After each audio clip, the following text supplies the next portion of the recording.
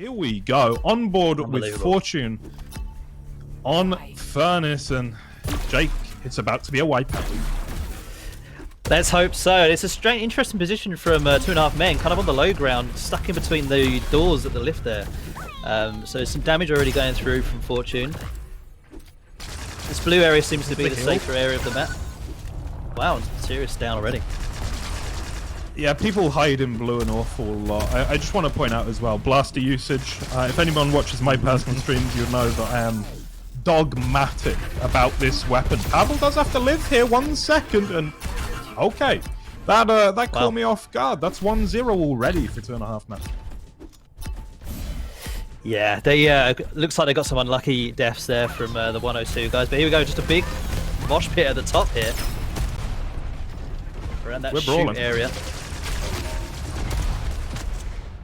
Sirius just trying to stay alive here. We've got to say it as well, individually one of the most dangerous players in this tournament. Even among the higher tier teams, there's still going to be some fear for Sirius because mechanically he is so gifted. You can see knocking down Pavel, knocking down Fortune, and now they swarm here. Yeah. That was so easy for them, honestly. Yeah, Sirius's damage numbers in the qualifiers was just absurd in a lot of those games, and you know, it's easy to just like look at damage numbers and make a conclusion, but when it comes to Sirius, it's just so consistent. Yeah, let's stay alive 8K, here though. 9K, we've seen it in MacGuffin. Uncharacteristically misses just about everything. I tell you what I think we should do, Jake, and Jaha, I think we should listen in to 2.5 men's comms as they're 2-0 up. Fantastic. Sirius pushing it. Okay. So, now playing around green with the pincer, looking for a little bit of an int, waiting for ints. Memphis falls. So 2v3 and a lot of armor on the side of 102. Now, they could push this advantage if they wanted to. And they will. And let's listen as Sirius tries to clutch.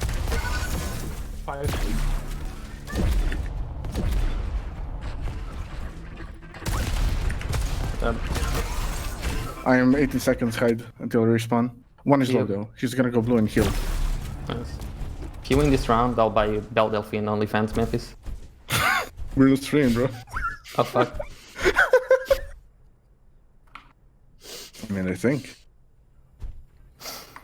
Buy me too. I'm back in one lower, one blue. Focus low. Below. Dead. One top. Yeah, one orange. He's not healthy. He's with me. Dead, dead. Okay. Yeah, I hear him lower. He went into... yeah. Copy. Took 100. He's lower again, lower again. I haven't done anything. All those.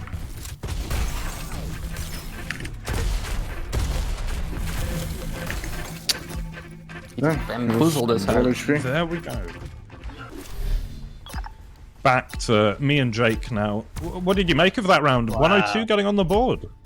Pavel just making a huge play, just staying alive just long enough to get his teammates up. He actually dropped down through the cubby area, then back up to like fake out Sirius. That's fantastic. Well, here he is again, and he's going to get the frag on Memphis. Needed to as well. Fortune spawns, as does Smaller. Yeah, Pavel's done everything he needed to there, and kept them in this round.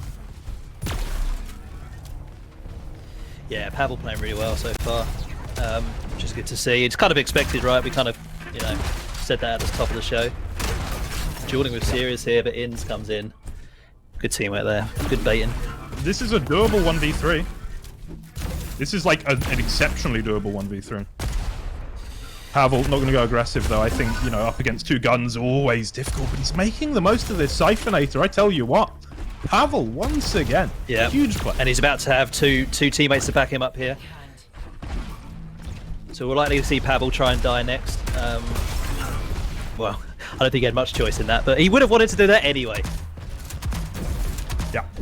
The timing of your death, just as important as the timing of your frags. And we're seeing that. Teams get better discipline about it. Fortune trying to hold on for dear life with the Siphonator. The rockets weren't bad, but I don't think even perfect Man. rockets would have been good enough. Being the last alive inside a slow weeble, not what you want to see there. But looks like 102 are now trying a different approach here. But instead of just fighting at the top, they're kind of staying back with rails at blue. But saying that, Fortune does some great damage here onto Memphis. They're trying to collapse on him right now. Tell you what, Memphis did quite well there. Yeah. So 2 low HP bars here on 102. So Smallick probably just needs to hide and anticipate the deaths of his teammates, but he's actually taking tons of damage. This is how they got caught out in round 1. Yeah. Fortune is back though, as is Pavel. This is a nice 3v2 actually, especially with Smallick getting a little bit of free damage. Everything that he did with the rest of that life was gravy. And now it's Pavel up against Memphis. He's going to win that out. And from what was, I believe, was it 3-0 down? It's now 2-3. 102 are in this on their map pick. Fortune really showed Sirius there what happens when the Kovac squares shoot back. Sirius strafing around in front of him and he just hits a direct rocket. Great shot. You love to see it, Jake. You love to see it. 102 a little bit of an underdog here, but showing that they still have teeth.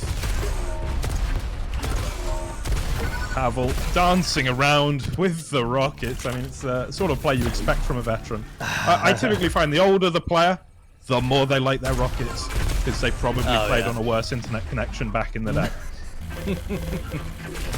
It's a safe bet. Wow, so okay, fairly kind of, for this stage in the round, quite long respawn times. I mean, kind of medium long respawn, but Fortune just needs to stay alive here. Great damage with the rockets, but he could win it! He's not won it. No, he's not won it. Man, that 0 second is like the longest second in the whole game, isn't it, when your teammate's about to spawn? He's done a cracking job there, but in the end, Sirius and Co do come out on top. Let's have a look at those damages. Sirius predictably 4.3, but we have to talk about Pavel at 4.4.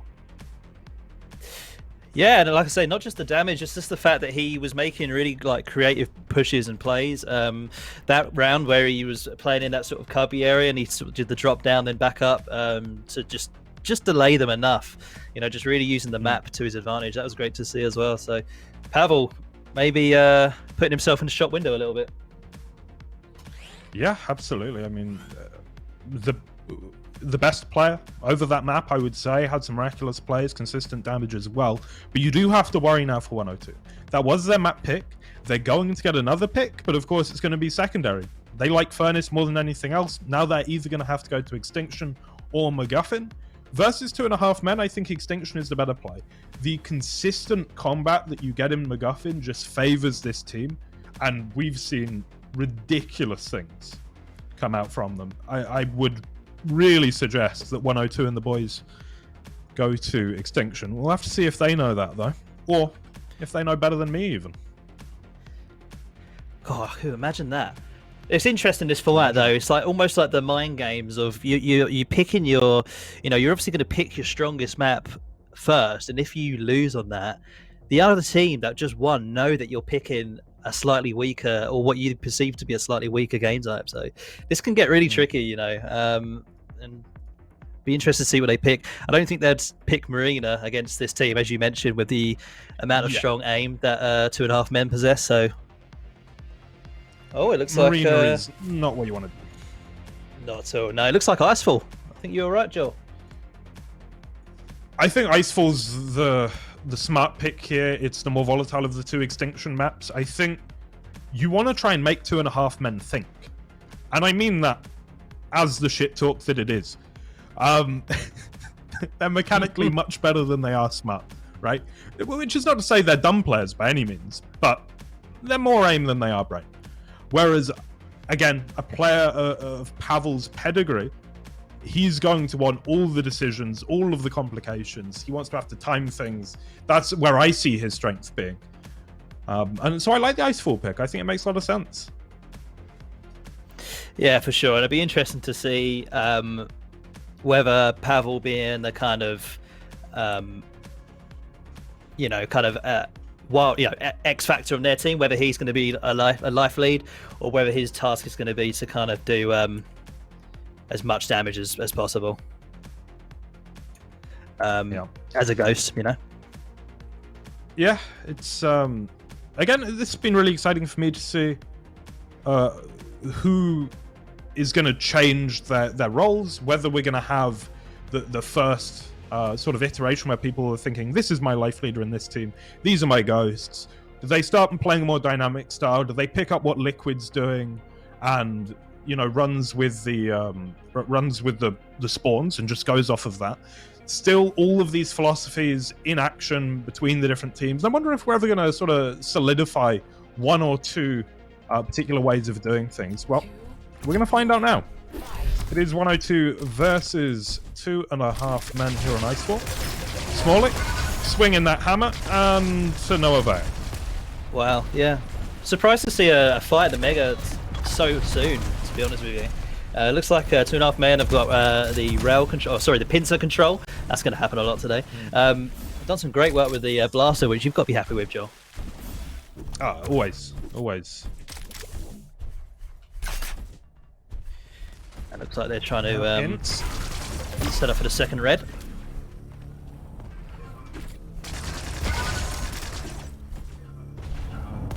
Serious. Gonna be able to dodge that one. So Pavel pretty stacked here. Egghunt already though, it's an interesting position actually, because that Pavel is so strong here as the life lead, but already to have two ghosts, it seems a little premature. We're going to be coming in for this Vindy. Vindy rounds are volatile, they're swingy, very momentum based. If 102 want to make this happen, I think they need a clean pickup, and yeah, no dice at all. Now Sirius doing triple damage, I don't fancy it. Lucky needs it. It was great actually. 2.5 men actually went and got red before the power up, so you sort of saw Sirius in the attic there, just keeping position, doing some damage on the ghost. His teammates got red and then just like flew through that lower corridor into the power up room, and actually managed to get both items, which is, I mean, that is not what you want if you're, if you're 102 here. Pavel has managed to get himself onto the Mega. Sirius will have his Vindicator fade, and he gets a look at Pavel there, and they can jump now. They know he's going to be in books. Perhaps coming round to Attic. Sirius going to play for his own life a little bit here, as both Memphis and Ints fall. This is actually a little bit of an outdated meta, I think. We've been talking to a lot of the really, really good players, and they're saying that life leaders are more involved at the moment. So I'm a little bit surprised to see Sirius play that so passively. I think his original idea there was to try and just secure that blue for one of his teammates, but his teammates are just doing such good work anyway, that he's able to basically just look after himself, right? And he just managed to pick up that blue as his armor ticked away. So, I think maybe if his teammates were struggling, they would have grouped up a bit, but the fact that, like, Pavel's already down to 1 life kind of shows how much work Memphis and Inns are really doing.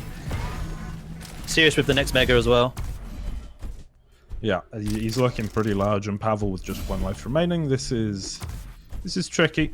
Now, next Vindicator, I think, affords him something of an opportunity, but it requires commitment, and it's a little bit of a gamble. You can see Pavel so low. 1 pincer away, 1 rocket away.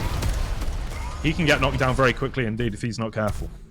And they know it as well. You see Inns and Memphis literally just suicide diving into him like repeatedly, just trying to wear him down. Pavel actually taking the risk, trying to go for this Vindy. Unfortunately, it didn't pay off. He just dies in the spawn there. Yeah, and it was a pretty interesting first round. A lot of twists, a lot of turns, but in the end, I think the team that looked better from the offset remained advantaged and would take that round in the end. Memphis playing down from Pincer, going to give Ints a little bit of a love tap. Yeah, so what I think we'll see from 2.5 men here is obviously they have the pincers. Again, I made the mistake, classic. But it looks like they're going to try and just get position. Yeah, you do get I do pay all for the time. that. I do, yeah. I'm already down several cents. But yeah, it looks like they're keeping position with the range advantage with the pincers, and actually Memphis grabbing this Mega. So maybe we'll see, based on the stacks, maybe we'll see Memphis playing life lead this round. Yeah, it's a definite possibility. I quite like the idea of Memphis as life lead because I think his movement's so good. But of course, Sirius, it sort of makes sense as a classic life lead, right? In terms of just having very, very strong aim, individually so powerful, can win his 1v1s. Yeah, I think in the scenario we saw in the we can see Pavel actually wrecking with this Vanguard. I think in the scenario we saw in the previous round where Sirius, great rockets from Sirius actually, where we saw basically Sirius so well stacked. He's perfect because basically not only do you have to find Sirius, you know you're going to be out, he's going to be out stacking you, and then you have to deal with his combat as well. Whereas you think in Sirius in this role, being a more proactive player, he can go and do damage, on their life lead, which is another sort of extra scary proposition, I think. So really flexible from 2.5 Men. Yeah, I absolutely think so. They can show different looks. They can sort of see what's working based on the enemy team's preferences as well.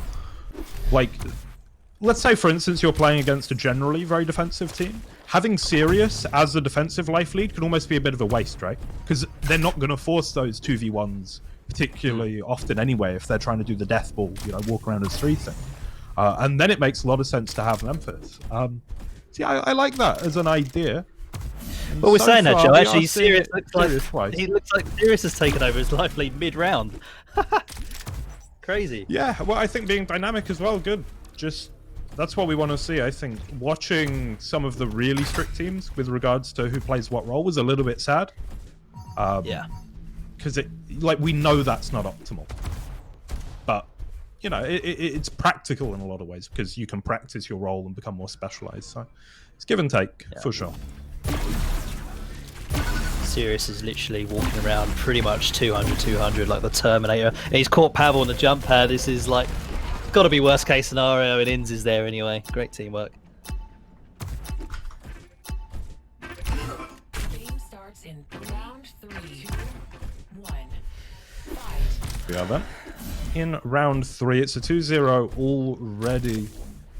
Power up, the first one went the way of 102 there, but weren't able to capitalize. And the Vanguard round, it's not quite the Vindy round, is it? It's not nearly as important. No, not quite. I mean, just seeing Sirius there just bully those 2 players in books with the rockets. He just literally went in and took their blue armor against 2 players. It's great to watch. Blaster out. I'm loving it, Jake. I'm absolutely loving it. Even though he has just died, I'm still loving it. I did feel like I was spectating you for a moment there, trying to challenge the pincer player at the longest angle of the map with the blaster, but, Smart. Yeah. So early on, we're looking at Inns with, with the most lives. It actually does go down. Now, I wonder where we're going to land with the Siphonator theory, whether you want it on a ghost to heal up your life lead or have it on the life lead for combat. Ideally. Well, our field reporter, our information man, he says it should go on a ghost, right? Like, he's very, and this is one of the best players in the world, very adamant that it should go on a ghost. At the moment, they're putting it on Sirius, who is the life lead and is actually just losing out in this aim duel right now. Well, I think he had to claim it. It was down. He had to claim it from his fallen comrade. But I think the general sentiment seems to be the utility you get from Siphonator is best used as healing rather than, you can still get quite easily nuked down when you carry the Siphonator. The life still isn't, I think. Yeah. Oh, they caught Inns out in books. That's a round for 102. Well, they're on the board. Let's see if they can mount a similar sort of comeback as they did on Furnace. 2-1, it's going to be tough. But they've shown that they can take a round here. And if you can take a round, you can take a game. Yeah, if it bleeds, you can kill it. That is a saying, yeah, definitely. One thing I would say, obviously, is that was the Siphonator round, which we did discuss isn't necessarily the most impactful power-up to go for. So I think the power-up is going to be absolutely critical in this round. That's the most obvious thing to say, however. It is no less true. you know, sometimes the most obvious things are the truest things after all. Like, for instance, you're playing chess. Don't lose your king. It's bad. Yeah. You lose the game there. Actually, yeah. Nah, that's a great lesson to go by, I think. Indicator. Tired old aphorisms is what we're calling this segment of the cast. Aphorism is a big word for our young Jake. Power up. I wish I was. Who's it gonna go? I wish I was young. It's on serious. Yeah. Pavel almost just conceded that entirely. I mean, I don't think he has. Oh, he does have a pincer. Cause wondering if he was going to try and do some damage with the pincer, but now he's serious as life lead with triple damage. He's going to be very stacked as well. I wonder if he's going to go hunting here. Maybe. Pincer out. Oh, Will connect. Pavel's gone, and he's only got one life remaining. Serious? Well, you would have thought he was in trouble, but absolutely not. and this is what I'm saying. Sirius is the life lead. If you can get him super healthy and stacked right up, which I know is obviously the play you want anyway, but it's just extra dangerous on a player like this because he's not scared of you. He doesn't care how many of you there are. It gives so much freedom to the Ghost players as well when you don't feel you need to babysit your life leader because he's just going to win every 1v1. It is the polar opposite my teammates feel when I'm the life leader in matchmaking. You know, Oh, so I mate. understand how they must They're feel. Do you know what I mean? terrified. Like the terror they feel is just opposed by the comfort these guys feel when Sirius is their life leader. Sirius will find Pavel. Hits one pincer, looks for the second, doesn't quite make it happen. Now, Shaft versus Shaft, and Pavel wants to escape. There is no escape from Memphis with a plus forward rockets. And that is 3-1. It's not just map point, it's match point now for 2.5 men. Yeah, Pavel did grab the Mega right at the end there, but it just delayed the inevitable, and he just took a pincer from Sirius as he came through the portal. I do quite like this Sirius versus Pavel life lead versus life lead type. So it's like Dynasty Warriors. You have like the big generals clashing with the ghosts just flying around, you know, as the weaker foes. It's great. Yeah, it's like Dynasty Warriors. Come on, Joel, That's I'm it. loving that. I've What a franchise. played a bit of Dynasty Warriors. Okay, sure. Yeah. You ever play 99 Come on. Nights? It was like budget Dynasty Warriors. It was pretty good. Anyway, Diabotical is a video game we have to talk about contractually. Smollett is up against a few and just unable to find their footing in this round of 102. rocket. Smollett has to play life lead. Yeah, it does okay there, but this is so scary, just being pushed on into the Vanguard. He's going to be able to pick it up, but on just HP, it doesn't count for much. Smollett just desperately trying to make his way out. Would love a red armor. It's not coming up to 14. Would love a bit of HP. No such luck. Knocked down, and now it's Ince with the Vanguard. Pavel falls again. Smollett. Is he going to be able to get onto a Mega, maybe? It's not looking likely. Red Armor is currently up and sat there, so I wonder if they're going to realise that and make their way in that direction. But unlucky, they caught they're in the not. corner. No.